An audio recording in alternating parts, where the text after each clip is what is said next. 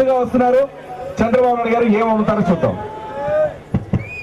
చుట్టా వేడ సిగరెట్, చుట్టా వేడ సిగరెట్, ఆ విధంగా అమ్ముకుంటాం మాత్రం చుట్టా వేడ సిగరెట్ అంటుంటే ఓ పక్కన రోషయ్య గారు సమోసాలంటే సమోసాలు అందరూ కూడా సంవత్సరాలుగా కొనుక్కోవాలని చెప్పి చాలు చేసుకుంటున్నాం. ఇంకో పక్కన చూసేసరికి అక్కడ ఎం సత్యనారాయణ గారు, ఆర్టీసీ చైర్మన్ ఎం సత్యనారాయణ గారు, ఉడకబెట్టిన పల్లి లేచిన పల్లి, అరే ఉడకబెట్టిన పల్లి లేచిన పల్లెలు ఒక్కడు కూడా నేర్చి తల్లిపిల్ల ఉన్నారు. ఇంకో పక్కన చూసేసరికి అక్కడ హీరో రాజశేఖర్ గారు. మీ అందరూ తెలుసు హీరో రాజశేఖర్ గారు సినిమాల్లో గొంతు సాయి కుమార్ గారు డబ్బింగ్ చెప్తుంటారు, ఓయ్ ఓయ్ ఈ విధంగా ఉంటుంది. కానీ హీరో రాజశేఖర్ గారు ఒరిజినల్ వాయిస్ తో మాట్లాడుతున్నారు. ఎలా అలా సరే జీవితం అమ్మాలా, సరే తప్పకుండా అమ్ముతానా. అప్పడాలా కరకరలాడా అప్పడాలా ఏంటి అప్పడాలా అప్పడాలా జీవిత సరిగ్గా అమ్ముతా. జీవితం అనకుండా ఏ పని చేయడు. ఇంకో పక్కన చూసరికి అక్కడ మన ప్రకాష్ రాజ్ గారు, అమరేష్ పురి గారు, వీళ్ళిద్దరు గొడవ పడుతున్నారు. అమరేష్ పురి గారు హిందీ సినిమాలో నటించే అమరేష్ పురి గారు ఏమంటున్నారు, ఏ రోజు మీకు జాతకం చెబుతా, మీకు జరిగేది చెబుతా, జరగబోయేది చెబుతా, మీకు పట్టిన దరిద్రం వదిలిస్తా, మీకు పట్టిన దయ్యం వదిలిస్తా. దరిద్రం వదిలిస్తా, దయ్యం వదిలిస్తా అనేసరికి వెంటనే ప్రకాష్ రాజ్ గారు బయలుదేరారు. రండిరా, మీకు పట్టిన దయాన్ని వదిలిస్తాడంట. వాడు మీకు పట్టిన దయాన్ని వదిలించడం కాదురా, వాడికి పట్టిన దయాన్ని మీకు చుట్టేస్తాడు. అప్పుడు మీరు అందరూ నా దగ్గరికి రండిరా. నల్ల మొలతాళ్ళు అమ్ముతారు రండిరా, ఎర్ర తాయితులు అమ్ముతారు రండిరా. ఈయన మొలతాళ్ళు తాయితులు అమ్ముకుంటున్నాడు. ఇంకో పక్కన చూసేసరికి ప్రభాస్ వాళ్ళ పెద్దనాన్న కృష్ణన్ రాజు గారు, ఒకప్పటి angry hero, rebel star Krishnan Raju garu, ఆయనే అమ్ముతున్నారు. చూద్దాం. పకోడీరా, ఉల్లి పకోడీరా, గట్టి పకోడీరా, జాలికి కత్తెట్టుకున్నాడు, ఒక్కరా కొడుకోకనట్లేదు, అందరినీ కసకస వేసేస్తున్నాము. పకోడీరా, ఉల్లి పకోడీరా, గట్టి పకోడీరా, జాలికి. ఇంకో పక్కన చూసేసరికి అవును వాళ్ళిద్దరు ఇష్టపడ్డ చిత్రంలో భార్య తన్నినప్పుడల్లా అయితే వాకే అంటుంటారు కొండవలస లక్ష్మణరావు గారు. మరి ఆయన ఏం అమ్ముకుంటున్నారు చూద్దాం. కొండవలస లక్ష్మణరావు గారు ఏం అమ్ముతున్నారు. మిరియాలే దడియాలే జీలకర్ర అయితే మిరియాలే దడియాలే జీలకర్ర అయితే మిరియాలే దడియాలే జీలకర్ర అయితే వాకే. ఆఖరిగా వస్తున్నారండి బాబు మోహన్ గారు. మరి బాబు మోహన్ గారు ఏమనుకుంటున్నారు చూద్దాం. బాబు మోహన్ గారు కమిడియన్, ఆయన ఏమనుకుంటున్నారు చూద్దాం.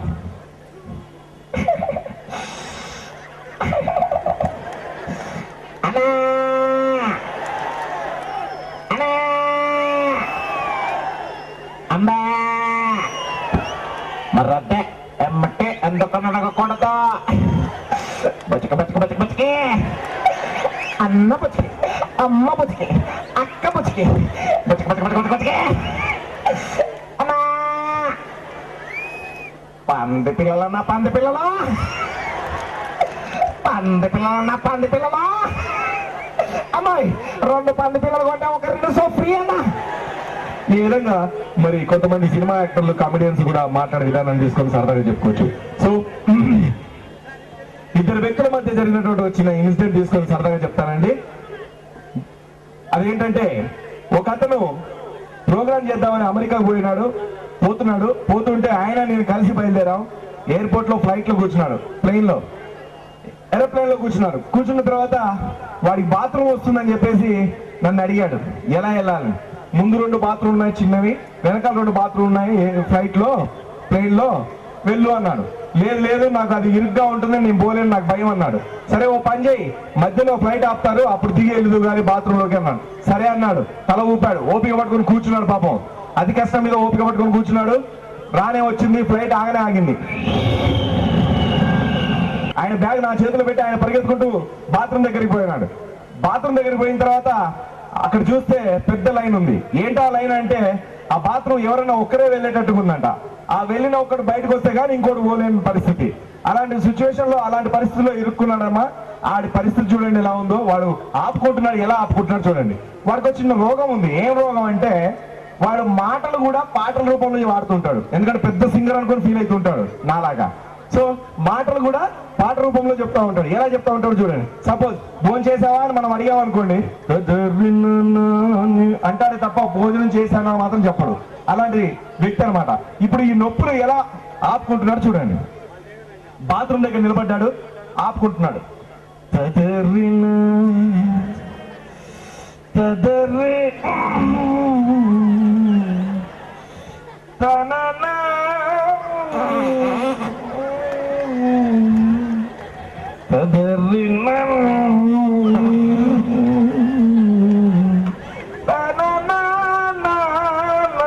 చచ్చిపోతున్నాడు పాపం, ఆపుకోలేకపోతున్నాడు.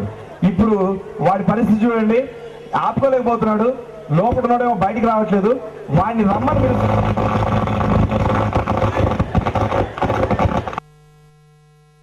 మామా నా వింతగాదవిను రాబోయి చందమామ అన్నాడు. వాడికి వినబడింది, బాత్రూమ్ ఉన్నోడికి వినబడింది. వాడు చిన్నోడేం కాదు, వాడు సింగరే, వాడు పాటలు పాడేవాడే. వాడికి అర్థమైపోయింది ఎవడో బయట ఉన్నాడు నన్ను పిలుస్తున్నాడు అని. వీడు సమాధానం ఇస్తున్నాడు లోపల కూర్చొని.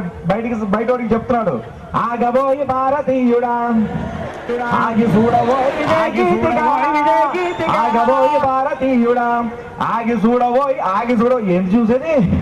వెంటనే బయట ఉన్నాడు, ఆగదు ఆగదు ఆపినా ఆగదు ఆగదు ఈ నిమిషం నీ కోసం నీ అబ్బరే ఆపితే ఆగదు ఈ నిమిషము ఆగదు అనేసరికి వెంటనే బాత్రూంలో ఉన్నాడు.